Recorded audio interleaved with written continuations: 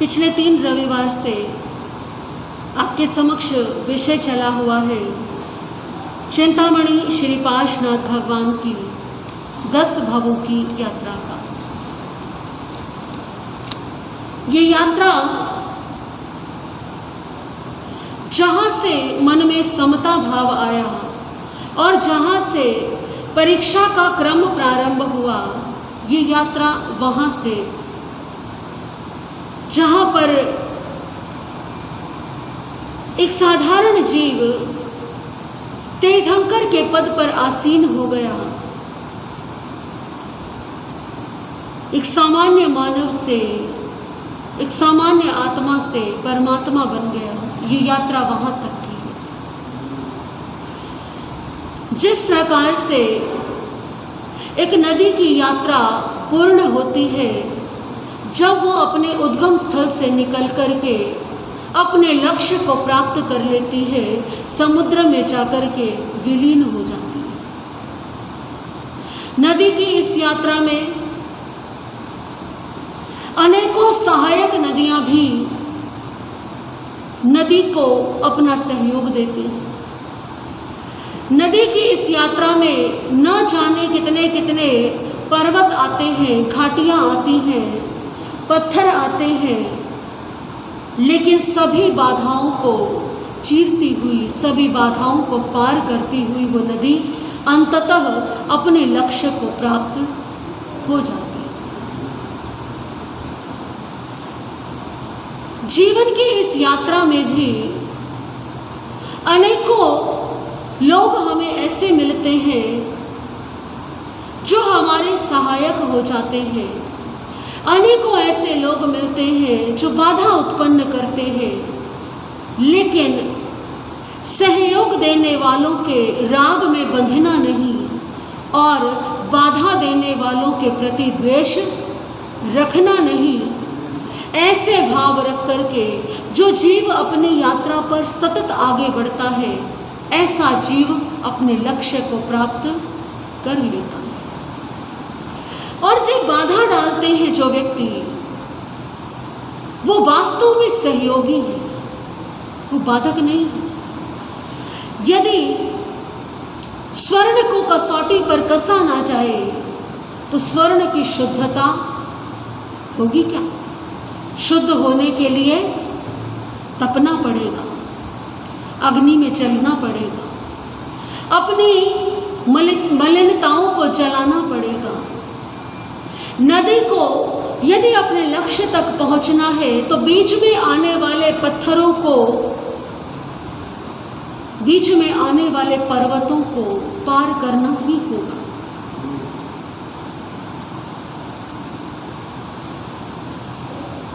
जिस समय कृष्ण वासुदेव अपने छोटे भाई गज सुकुमाल के वंदन के लिए कि कल मेरा भाई दीक्षित हुआ है, मैं जाकर के उसकी साता पूछूं, मैं देखूं उसका संयम जीवन की प्रथम रात्रि, उसके संयम जीवन का प्रथम दिवस कैसा रहा। पहुंचे श्री कृष्ण वासुदेव भगवान अरिष्टनेमि के पास में। इधर उधर देखा, प्रभु को वंदन नमस्कार करने के पश्चात, परंतु भाई कहीं दिखाई नहीं दिया। क्या कहा अरिष्टनेमि भगवान ने कि तुम्हारे भाई का कार्य सिद्ध हो। कैसे सिद्ध हो गया? क्योंकि एक साधक के कार्य सिद्ध होने का अभिप्राय क्या है? एक मुमुक्षु के कार्य के सिद्ध होने का अभिप्राय यही है कि उसे सिद्धत्व की प्राप्ति हो गई। लेकिन श्री कृष्ण वासुदेव का चिंतन वहां तक नहीं गया। कौन सा कार्य सिद्ध हो? और एक ही रात में।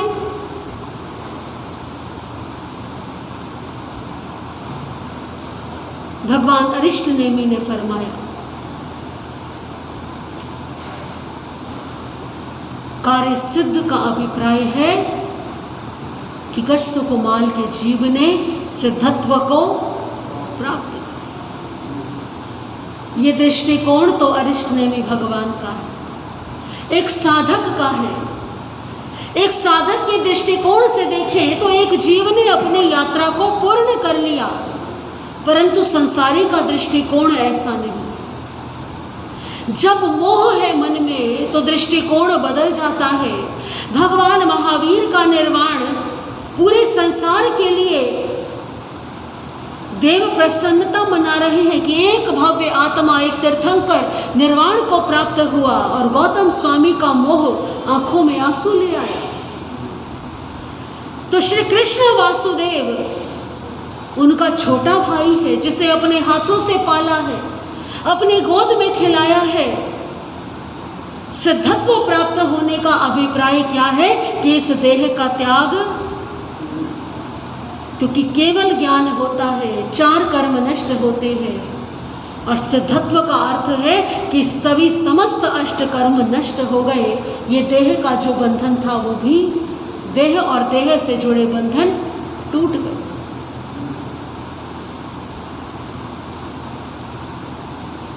ये समाचार सुनकर के श्री कृष्ण को प्रसन्नता नहीं हुई। मेरा भाई सिद्धत्व को प्राप्त हो गया एक ही रात के संयम में। अभी तो आयु भी बहुत छोटी थी। प्रभु, किसके कारण ऐसा हुआ? क्योंकि स्वाभाविक रूप से आयु का क्षय श्री कृष्ण वासुदेव जानते हैं कि इतनी जल्दी स्वाभाविक रूप से गज सुकुमाल की आयु का क्षय नहीं हो सकता। श्री अरिष्टनेमी भगवान कहते हैं, श्री कृष्ण वासुदेव को शांत करते हैं कि शांत हो जाओ। जिसको तुम शत्रु मान रहे हो, जिसको तुम अपकारी समझ रहे हो, वो तो उपकारी है।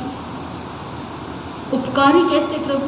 जिसके कारण मेरे भाई को असमय में ही देह का त्याग करना पड़ा, वो उपकारी कैसे हो सकता है? कहते हैं अरिष्टनेमी भगवान, कृष्ण,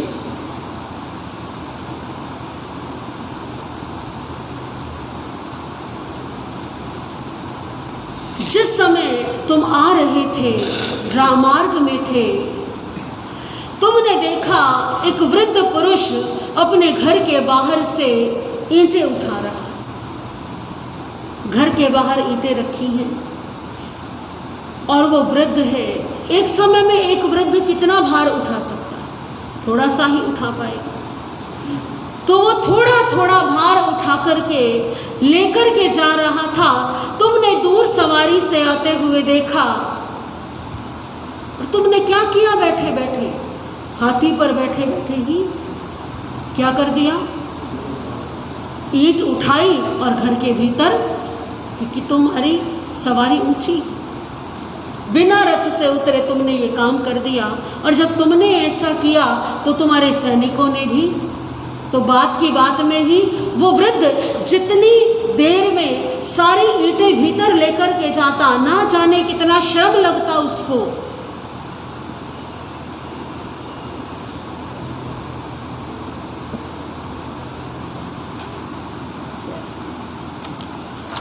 न जाने कितना श्रम लगता। वो श्रम बात की बात में समाप्त हो गया। इतने लंबे समय, घंटों तक हो जो कार्य होता, वो कुछ ही समय में पूरा हो गया। तो काम यदि जल्दी हो जाए तो प्रसन्नता होनी चाहिए। वो उपकारी है, जैसे तुम उपकारी थे। जिन कर्मों को गज सुकुमाल न जाने कितने कितने समय में भोगता, उस उपकारी व्यक्ति ने क्या कर दिया? ऐसा निमित्त बना वो व्यक्ति, भले ही उसने द्वेष में आकर के कर्मों का बंद कर दिया, लेकिन गज सुकुमाल के मोक्ष का मार्ग प्रशस्त कर दिया। तो जो अपकार करता है, जो बाधा डालता है, जो निंदा करता है, घबराइए नहीं, वो तो आपका सहयोगी है, वो तो आपके कर्मों की क्या करवा रहा है? निर्जरा करा रहा है। जब भी कभी आपके कानों में ऐसे शब्द पड़े कि किसी ने आपको बताया, अमुक व्यक्ति ने तुम्हारे बारे में ऐसा कहा है, हाथ जोड़ करके कहो ठीक, उपकार है उस व्यक्ति का, स्वयं कर्मों के बोझ तले दब करके मेरे कर्म काट दिए। जब भी कोई जीवन में बाधा डाले, और याद रखिएगा ये बात, इस संसार में व्यापार नहीं चलता, ये कर्मों का संसार है, और कर्मों के इस संसार में प्रत्येक व्यक्ति को अपने अपने कर्मों का फल स्वयं भोगना पड़ता है।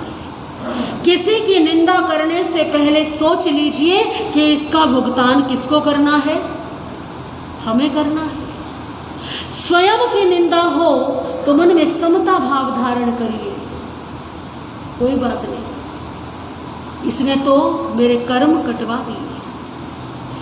कमठ और मरुभूति के जीव की ये यात्रा संभवतः इस मोड़ तक नहीं पहुंच पाती यदि बार बार कमठ ऐसी परिस्थितियां उत्पन्न ना करता।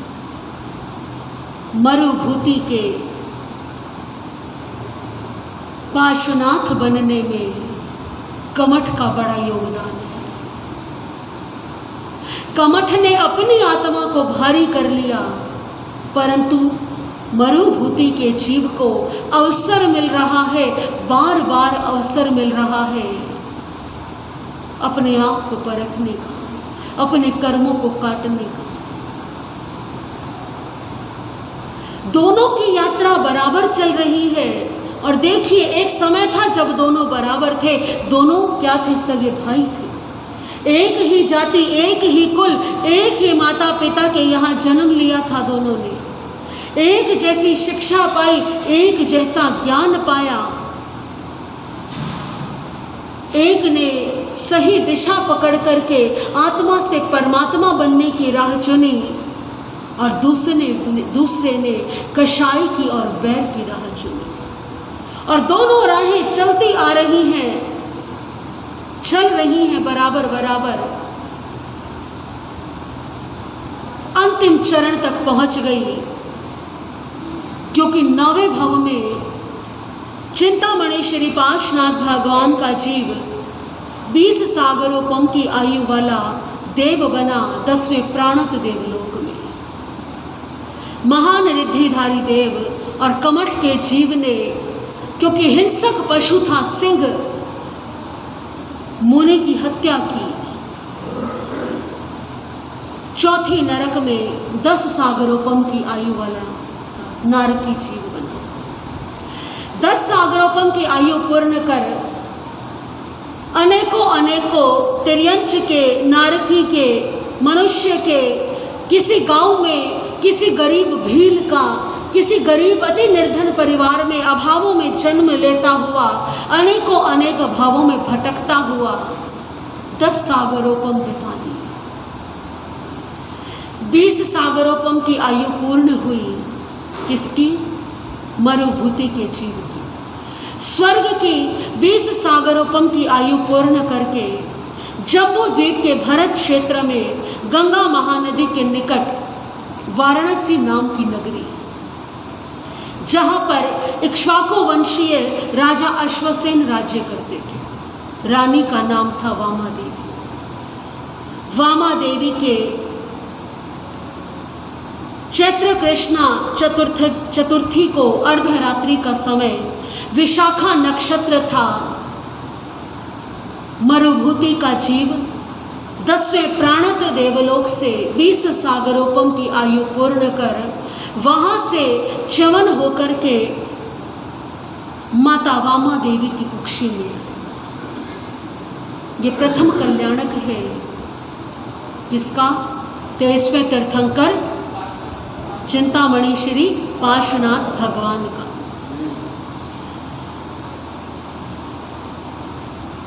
तीर्थंकर की यात्रा तो यहां से प्रारंभ होगी। चैत्र कृष्णा चतुर्थी का वो समय, देवलोक से चव करके मरुभूति का जीव माँ वामा देवी की कुक्षी में आया। और किसी भी तीर्थंकर का जीव जब माता की कुक्षी में आता है तो माता 14 दिव्य स्वप्न देखती है। दिव्य स्वप्न देखे माँ वामा देवी ने सफेद हाथी देखा, वृषभ देखा, केसरी सिंह देखा, लक्ष्मी को देखा, पुष्पमाला युगल यानी फूल मालाओं का जोड़ा, सूर्य देखा, चंद्रमा देखा, एक विशाल ध्वजा देखी, कलश, पद्म सरोवर, क्षीर समुद्र देखा, विशाल देव विमान देखा। क्योंकि कहाँ से चव करके आ रहा है ये जीव? देवलोक से। रत्न की राशि देखी, बहुत विशाल रत्नों का समूह और निर्धूम अग्नि यानी बिना धुएं की अग्नि। ऐसा देखा माँ वामा देवी ने कि एक एक करके आकाश मार्ग से ये 14 स्वप्न माता के मुख में प्रवेश कर गए। बोलिए 23वें तीर्थंकर चिंतामणि श्री पार्श्वनाथ भगवान की। माँ वामा देवी ने अपने स्वप्नों के बारे में महाराज को बताया। महाराज ने संकेत दिया कि ये स्वप्न जो है वो एक दिव्य पुत्र के जन्म का संकेत है, परंतु फिर भी अगले दिन स्वप्न फल विशेषज्ञों को बुलाया गया। स्वप्न फल विशेषज्ञों ने कहा कि ऐसे दिव्य स्वप्न या तो तीर्थंकर की माता देखती हैं या फिर चक्रवर्ती की माता। और तीर्थंकर भी कौन होते हैं? जो धर्म चक्रवर्ती होते हैं। चक्रवर्ती 6 खंड का स्वामी है और तीर्थंकर धर्म शासन के स्वामी होते हैं। बड़े सुखपूर्वक माँ वामा देवी अपने संतान की प्रतीक्षा करने लगी। समय समय पर देवियां आकर के मंगल स्तवन सुनाती, मंगल गीत गाती। जिस समय माता के गर्भ में शिशु होता है वो समय माता के लिए बड़ा महत्वपूर्ण होता है। माता का स्वभाव, माता का व्यवहार, माता का भोजन ये निर्धारित करता है कि आने वाले शिशु का व्यवहार कैसा होगा। तो माता वामा देवी एक विदुषी महिला है, धर्म आराधन करती हैं, अधिक से अधिक समय धर्म आराधन में व्यतीत करती हैं, प्रसन्न रखती हैं स्वयं को, ऐसा भोजन करती हैं जो सुपाच्य हो। कोई भी ऐसा कार्य नहीं करते जिससे कि शिशु को कष्ट हो। और ऐसा करते करते समय अपनी गति से बीत गया और गर्भस्थ शिशु जो भावी तीर्थंकर है, पौष कृष्णा दशमी के दिन विशाखा नक्षत्र में नीलोत्पल वर्ण लिए हुए और सर्प चिन्ह के लांछन में शिशु का जन्म हुआ। दिशा कुमारियों ने आकर के प्रसूति कर्म करवाया और इंद्र ने महोत्सव मनाया। ये जन्म कल्याणक है चिंतामणि श्री पार्श्वनाथ भगवान का। बोलिए चिंतामणि श्री पार्श्वनाथ भगवान की। जिस समय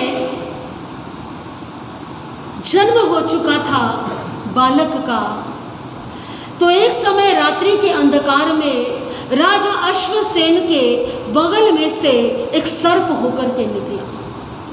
और कमाल की बात कि रात्रि के गहन अंधकार में भी राजा अश्वसेन को वो सर्प दिखाई पड़ गया। वो सर्प को देख करके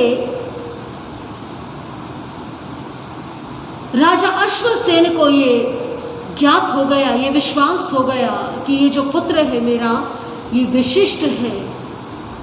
इसके प्रभाव से अंधकार में भी मुझे क्या ज्ञात हो गया कि मेरे बराबर से सर्प निकल रहा है।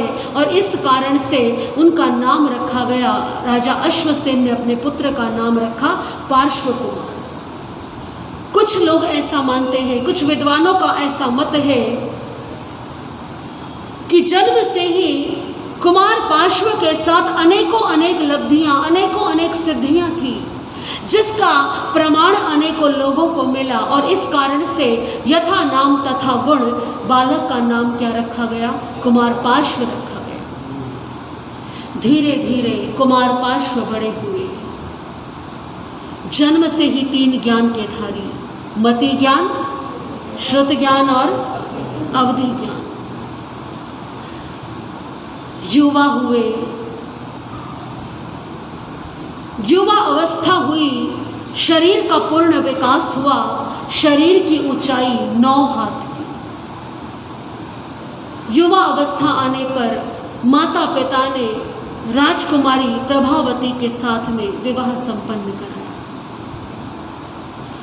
उस समय, जिस समय ये घटनाएं घटित हो रही थी, यानी कुमार पार्श्व का जन्म हुआ, कुमार पार्श्व युवा हुए, दूसरी ओर जो कमठ का जीव था वो अपने अनंत अनंत भावों में भ्रमण करते हुए, क्योंकि अब इतने लंबे समय से मरुभूति के जीव से सामना नहीं हुआ था, क्योंकि क्रोध कब जागृत होता था? जब जब मरुभूति के जीव से सामना होता था।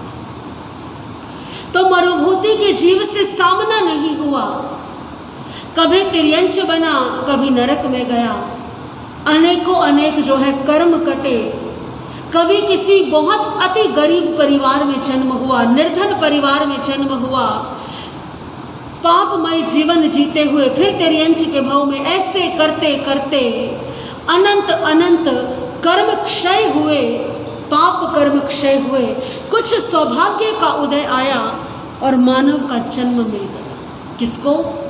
कमठ के जीव। परंतु जन्म मिला अति निर्धन परिवार, अत्यंत निर्धन परिवार।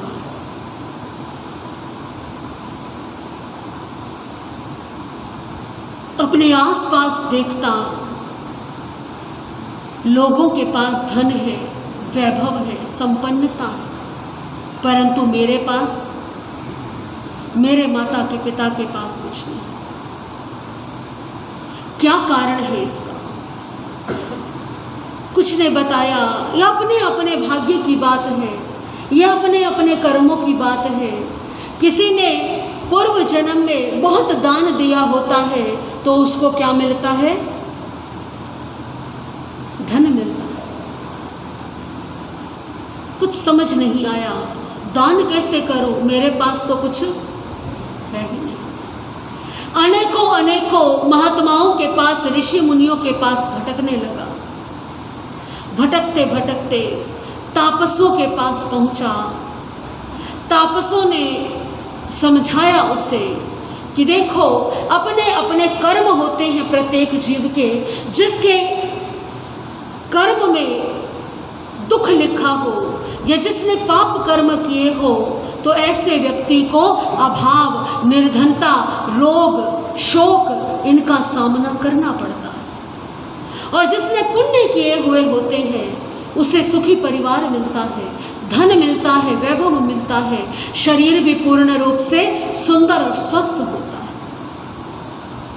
तो कमठ को ये तो समझ में आ गया कि मैंने अपने पिछले जन्मों में कोई पाप किए हैं, जिस कारण से अब मेरे को इस जन्म में साधन नहीं मिले, सुख नहीं मिला।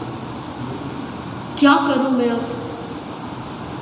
तापसों ने समझाया, तपस्या करो, अपने कर्मों को काटो। अब जिसका जैसा मार्ग होगा वो दूसरे को भी वैसी ही प्रेरणा देगा। तापस उस समय का वो समुदाय था जो तपस्या करते थे, और तपस्या का अर्थ जैन धर्म में अलग है और अन्य लोगों के लिए तप का अर्थ अलग है। हमारे जैन धर्म में तो तप कितने प्रकार का है? 12 प्रकार का, जिसमें भूख से कम खाना भी तपस्या है, विनय करना बड़ों की वो भी तपस्या है, ध्यान करना, स्वाध्याय करना ये भी क्या है? तपस्या है। अपनी रसना को नियंत्रण में रखना ये भी क्या है?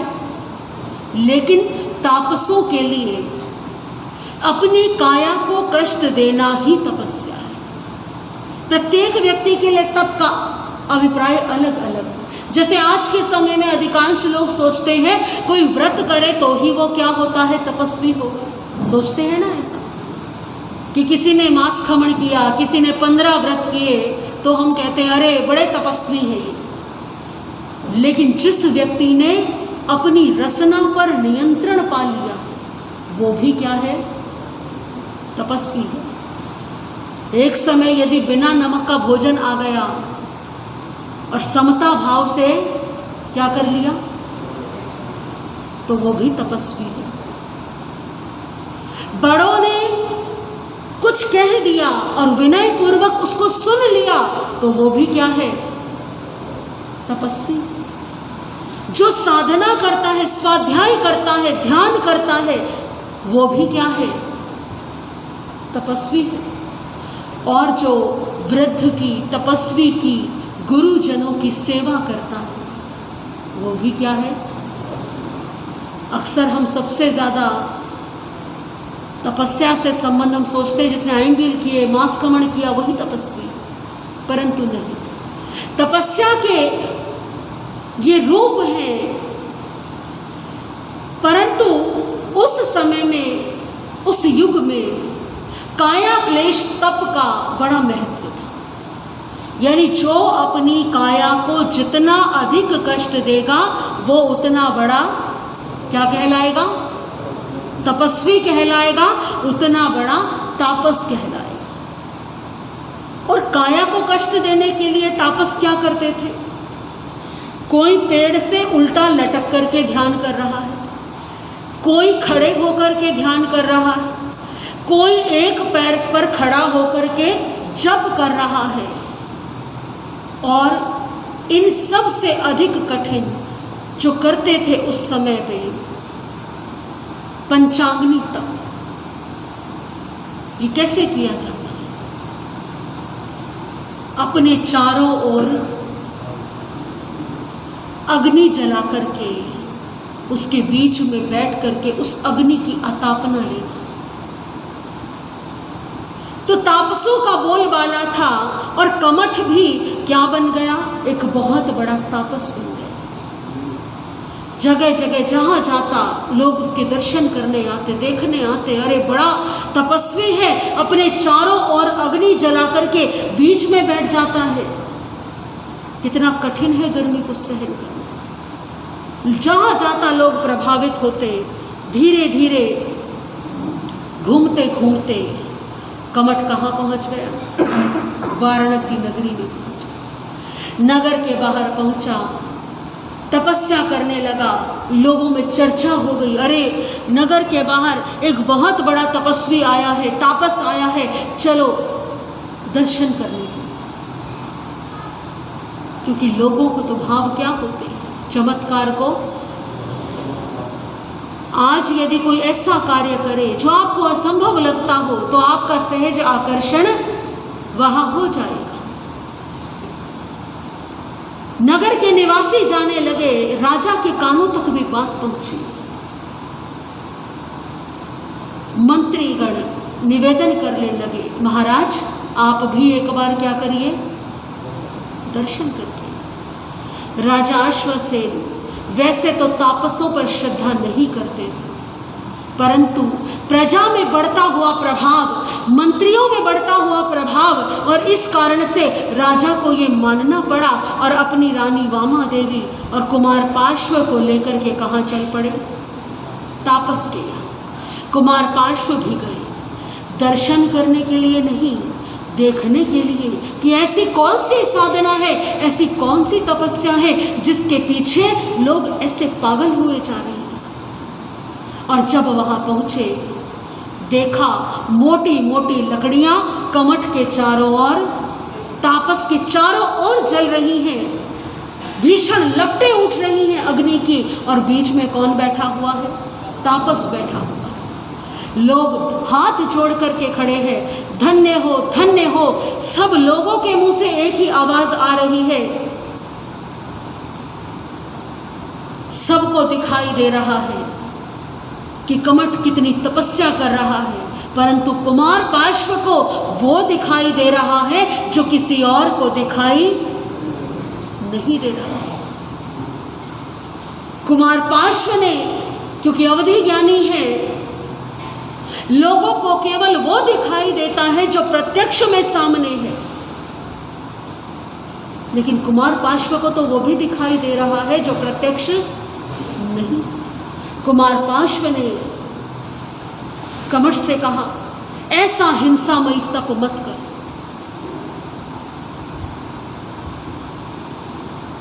ये प्रथम अवसर है कमठ के जीवन में, उस तापस के जीवन में जब किसी ने उसे टोका।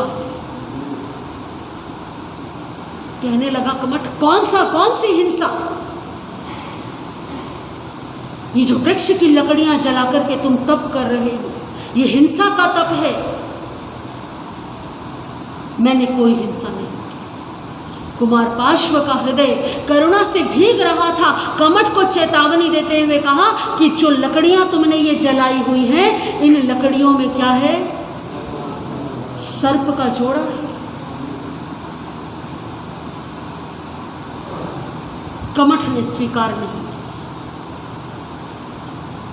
कुमार पार्श्व ने जब ये चेतावनी दी तो कमठ को, क्योंकि अब बात किसकी है? अपने आत्मसम्मान की, अपमान की है, क्योंकि चुनौती दी है कि तुम्हारा ये तप हिंसामयी तप है, ऐसे तप से कल्याण नहीं होने वाला। तो कमठ ने कहा, प्रमाण दो कि मेरे तप में हिंसा हो रही है।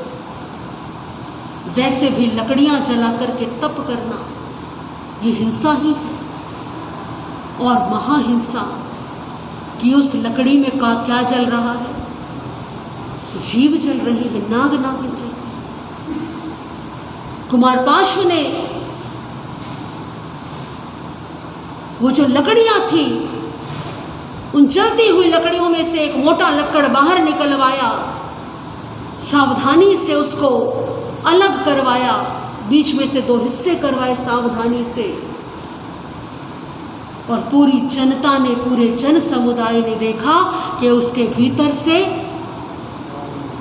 पूरी तरह से झुलस चुका है नाग नागिन का जोड़ा।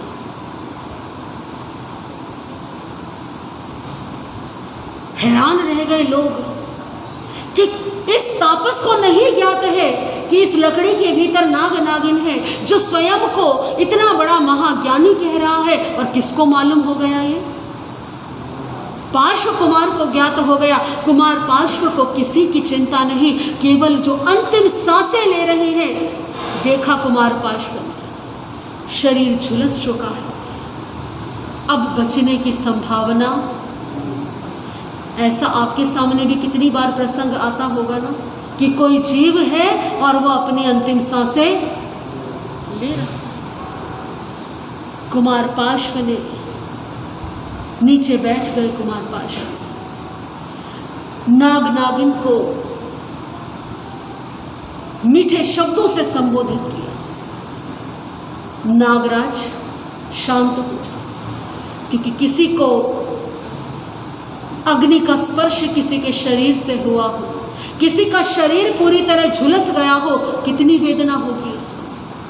वेदना तो सभी को होती है, ऐसा नहीं कि वेदना केवल मनुष्य को होती है। जिसका पूरा शरीर झुलसा हुआ है, सोचिए उनके मन के भाव कैसे होंगे उस समय, क्या रहा होगा मन में, कितना क्रोध आ रहा होगा, कितना द्वेष आ रहा होगा जलाने वाले के प्रति। परंतु कुमार पार्श्व ने समय की गंभीरता को देखा, संभाला उन नाग नागिन, उनके भावों, शांत हो जाओ, किसी का दोष नहीं, अपने कर्मों का दोष। पूर्व जन्म के पाप थे वो उदय में आए, अब धर्म की शरण ले लो। और देखिए बाकी तीर्थंकर तो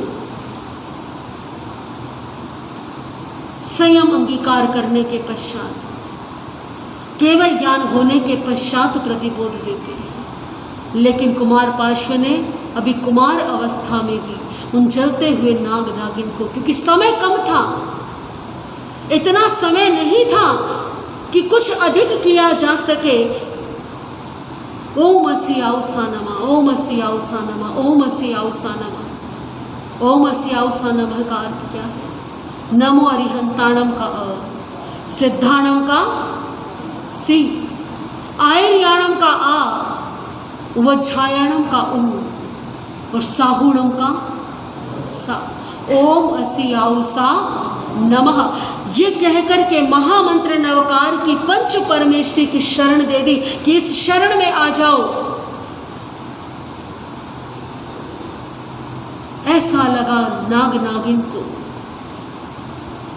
कि जैसे किसी ने शीतल हवा का झोंका बहा दिया। वो नवकार महामंत्र का सुना महामंत्र नवकार और उसी को सुनते सुनते देह का त्याग कर दिया। महामंत्र नवकार की शरण मिली तो नाग योनि से मुक्त होकर के दोनों भवनपति देवों के इंद्र और इंद्राणी, धर्मेंद्र और पद्मावती बने।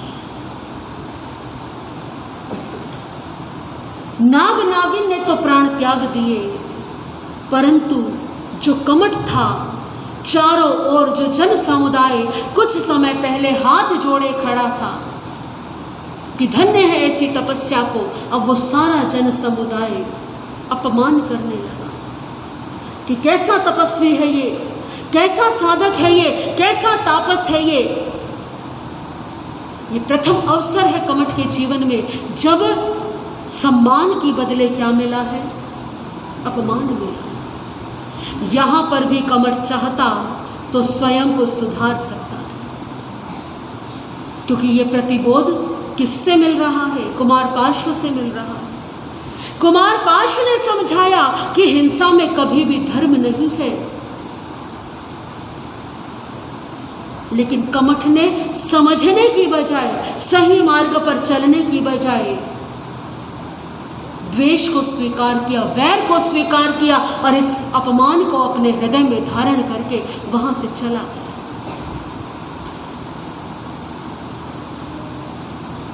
कहते हैं कि जो व्यक्ति ठोकर लगने से भी नहीं समझता, वो समझाने से क्या समझे?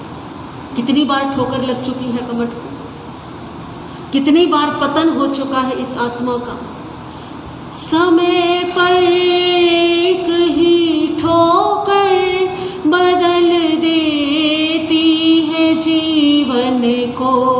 समय पर एक ही ठोकर बदल देती है जीवन को। जो ठोकर से भी ना समझे तो समझाने से क्या होगा। जो ठोकर से भी ना समझे तो समझाने से क्या होगा। कर्म खोटे तो ईश्वर के भजन गाने से क्या होगा। कर्म खोटे तो ईश्वर के भजन गाने से क्या होगा। साधना के मार्ग पर बढ़ा था कमठ, तपस्या के मार्ग पर बढ़ा था कमठ, परंतु वहां पर भी हिंसा की और भूल ज्ञात होने के पश्चात में जो व्यक्ति भूल को सुधार लेता है, यदि कमठ पश्चाताप कर लेता, ये संवेदना की बात है। जिसका हृदय करुणा से भीगा हुआ होगा, ऐसे व्यक्ति को अपनी भूल का आभास होगा। परंतु जहां केवल हठ है, जहां केवल जिद है, जहां संवेदनशीलता नहीं है, कमठ को कोई फर्क नहीं पड़ा कि उसके कारण एक नाग नागिन की जल करके क्या हो गई? मृत्यु हो गई। अपितु तो अपने अपमान का अनुभव करता हुआ वो वहां से चला गया। समय बीता, समय आया कुमार पार्श्व के संयम अंगीकार करने का, भोगावली कर्म क्षय हुए, वर्षी दान दिया कुमार पार्श्व ने, और पौष कृष्णा एकादशी को विशाखा नक्षत्र में तेला तप करते हुए, तेले तप में 300 मनुष्यों के साथ में, उस समय अनेकों इंद्र आए हुए थे, अनेकों राजा महाराजा, देव देवियां, नर नारियां, विशाल जन समुदाय की उपस्थिति में आश्रम पद उद्यान में पौष कृष्णा एकादशी को विशाखा नक्षत्र में नमो सिद्धाणम कह के कुमार पार्श्व ने संयम अंगीकार कर लिया। यह है कुमार पार्श्व का दीक्षा कल्याणक। बोलिए चिंतामणि श्री पार्श्वनाथ भगवान की। संयम अंगीकार कर लिया। तीर्थंकर, क्योंकि तीर्थंकर जो है वो स्वयं बुद्ध होते हैं, इस कारण से तीर्थंकर नमो सिद्धाणम कह के स्वयं दीक्षित होते हैं। दीक्षा ले ली, संयम अंगीकार कर लिया, और संयम अंगीकार करते ही मन है पर्यज्ञान की उत्पत्ति हो गई। संयम लेने के अगले दिन उद्यान से विहार करके, क्योंकि दीक्षा की जो प्रथम रात्रि थी वो आश्रम पद उद्यान में ही व्यतीत की। संयम अंगीकार करने के अगले दिन उद्यान से विहार करके कोप कटक गांव में पधारे। धन्य गृहस्थ के यहाँ पर तेले तप का पारणा हुआ। प्रथम पारणा हुआ खीर के माध्यम से। खीर जिसे कि हमारे आगमों में परमान्न कहा गया है, देवों के द्वारा दिव्य वर्षा की गई, पंच दिव्य रत्नों की वर्षा की गई। बोलिए चिंतामणि श्री पार्श्वनाथ भगवान की। संयम अंगीकार करने के पश्चात में मुनि पार्श्व तापसों के आश्रम में कुएं के किनारे एक वृक्ष के नीचे ध्यान में मग्न हो गए। दूसरी ओर क्योंकि जो तापस था, जो कमठ का जीव था, वो अपमानित होकर के वहां से निकला था, और ये बात जैसे जंगल में आग फैलती है वैसे ही उन लकड़ियों में से नाग नागिन के जलने की जो बात है वो भी चारों तरफ फैल गई। तो सभी से तिरस्कार और अपमान मिला कमठ के जीव को। उस तिरस्कार को मन में धारण करते हुए अल्प समय में ही कमठ की मृत्यु हुई। और मृत्यु के समय भी, क्योंकि उसके मन में कुमार पार्श्व से प्रतिशोध के भाव थे कि किसके कारण ये सब हुआ है, कुमार पार्श्व के कारण ऐसा हुआ है, तो वैर के इन भावों में निकृष्ट देवों के अंदर जन्म लिया। मेघमाली नाम का वो देव बना। संयोग देखिए, कुमार पार्श्व मुनि पार्श्व बनकर के साधना में लीन है, वृक्ष के नीचे ध्यान कर रहे हैं। रात्रि का समय है, मेघमाली देव आकाश मार्ग से जा रहा है। मेघमाली देव जब आकाश मार्ग से जाने लगा तो मेघमाली ने देखा ऊपर से, नीचे ध्यान में कौन खड़ा है? कुमार पार्श्व खड़े, मुनि पार्श्व खड़े। उस दिन तो मैं कुछ कर नहीं पाया क्योंकि ये राजकुमार थे और मैं एक साधारण मनुष्य। परंतु आज मेघमाली के पास क्या है? शक्ति है, लब्धि है, और ये क्या है मेरे सामने? छोटा है, मनुष्य है। अपने अपमान का बदला लेने का अवसर पाया और मेघमाली देव ने वार करना प्रारंभ किया। विकराल केसरी सिंह का रूप बनाया और मुनि पार्श्व के ऊपर प्रहार किया, परंतु मुनि पार्श्व नहीं डोले। मदोन्मत्त हाथियों की सेना अपनी लब्धि से प्रकट की और वो हाथी भी प्रहार करने लगे। कुछ समय में भालुओं का झुंड आया और उन्होंने प्रहार किया। भयंकर चीतों के झुंड ने विषैले बिच्छू अनेकों समूह बना के मुनि पार्श्व के पूरे शरीर को ढक लिया और डंक मारने लगे। एक बिच्छू यदि डस ले तो कैसी पीड़ा होती है? कहते हैं कि बिच्छू का विष सबसे अधिक पीड़ादायक होता है। अनेकों प्रहार सहन करते रहे, फिर भयानक सर्प बन के प्रभु के शरीर से लिपट गया। विकराल बेतालों का रूप बनाकर के, भयंकर रूप बनाकर के प्रभु के चारों तरफ घूमने लगा। और जब इन सब से कोई प्रभाव प्रभु कुमार पार्श्व पर, मुनि पार्श्व पर नहीं पड़ा, तो मेघमाली देव ने आकाश के अंदर अपनी विद्या से घनघोर बादलों की रचना की। बादल बरसने लगे। अब ये तो वर्षा है, और वर्षा से तो, क्योंकि यदि कुमार पार्श्व, मुनि पार्श्व स्वयं की आत्मरक्षा के लिए यहाँ से हिलते हैं तो उनकी साधना भंग हो जाती है, और यदि नहीं हिलते हैं तो क्या होगा? पानी में वो डूब जाएंगे। तो पानी बरसने लगा, धीरे धीरे धीरे धीरे पानी जो है भरने लगा उस वन के अंदर। जीव जंतु अपने प्राण बचाने के लिए भागने लगे। देखिए, पहले भी हिंसा का मार्ग अपनाया था, और मुनि पार्श्व को से प्रतिशोध लेने के लिए अब भी न जाने कितने कितने जीव जंतुओं का जीवन संकट में डाल दिया। पानी भरने लगा, नाभि तक पानी आया, फिर पानी और भरा, गले तक आ गया। प्रभु पार्श्व ध्यान में खड़े हुए। वर्षा लगातार हो रही है। प्रसन्न है मेघमाली, कमठ का जीव, अब बच के कहाँ जाए?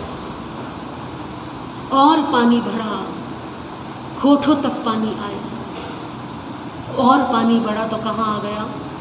ये नासिका का जो अग्रभाग है, यानी अब तो पानी कहाँ है? पानी में डूबने ही वाले हैं। प्रसन्न हो रहा है मेघमाली देव। नासिका के अग्रभाग तक जैसे ही पानी का स्पर्श हुआ, धर्मेंद्र देव और देवी पद्मावती का आसन कंपायमान, क्योंकि कुमार पार्श्व ने क्या किया था? जलते हुए नाग नागिन के जीवन को दिशा दी थी। अपने उपकारी पर ये कष्ट आया है, ऐसा जान करके देव धर्मेंद्र और देवी पद्मावती तुरंत प्रकट हुए उस वन के अंदर।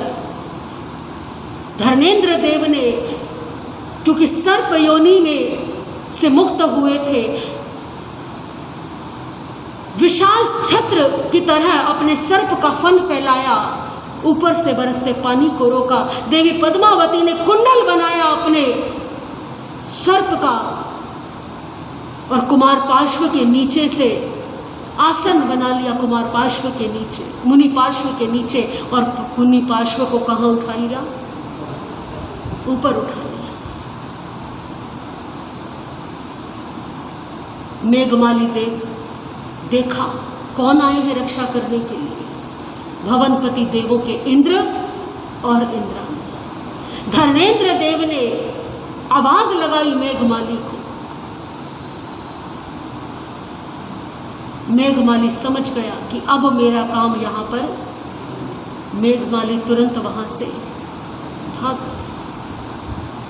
संकट कट गया। धर्मेंद्र देव और पद्मावती प्रभु के चरणों में नमस्कार करके वापस अपने स्थान को लौट गए। उपसर्ग बीत गया। मुनि पार्श्व अगली सुबह ध्यान को पूर्ण करके पुनः आश्रम पद की ओर विहार कर गए।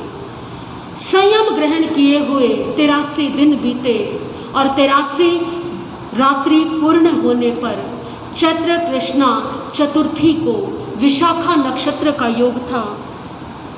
4 घाती कर्म नष्ट करके प्रभु पार्श्व ने, मुनि पार्श्व ने केवल ज्ञान, केवल दर्शन को प्राप्त किया। देवों ने आकर के प्रभु पार्श्व का कैवल्य महोत्सव मनाया। ये कैवल्य कल्याणक है। बोलिए चिंतामणि श्री पार्श्वनाथ भगवान की। चिंतामणि श्री पार्श्वनाथ भगवान ने केवल ज्ञान होने के पश्चात में समोशरण की रचना की। देवों ने देशना उन्होंने प्रदान की, तीर्थ की स्थापना की। चिंतामणि श्री पार्श्वनाथ भगवान के शासन काल में 16,000 साधु हुए, 38,000 साध्वियाँ हुई, 350 14 पूर्वों के ज्ञाता, 1400 अवधि ज्ञानी, 750 मनः पर्यव ज्ञानी और 1000 केवल ज्ञानी साधु साध्वी हुए। 1100 वैक्रिय लब्धिधारी, 600 वाद लब्धि संपन्न, 1,64,000 श्रावक, 3,27,000 श्राविकाएं थी। चिंतामणि श्री पार्श्वनाथ भगवान का गृहस्थ जीवन में जो उन्होंने अपना आयुष्य बिताया वो 30 वर्ष का था। 70 वर्ष का संयम पाला। 100 वर्ष की आयु पूर्ण होने पर अपने अंतिम समय को जान करके चिंतामणि श्री पार्श्वनाथ भगवान 33 मुनियों के साथ समेत शिखर पर पधारे। 1 मास का अनशन किया। श्रावण शुक्ला अष्टमी, क्योंकि ये क्या चल रहा है, सावन का ही महीना चल रहा है, शुक्ल पक्ष चल रहा है। हालांकि तिथि अभी अष्टमी आई नहीं है, परंतु श्रावण शुक्ल अष्टमी यानी इसी श्रावण मास में ही विशाखा नक्षत्र को योग आया। शुक्ल पक्ष की अष्टमी तिथि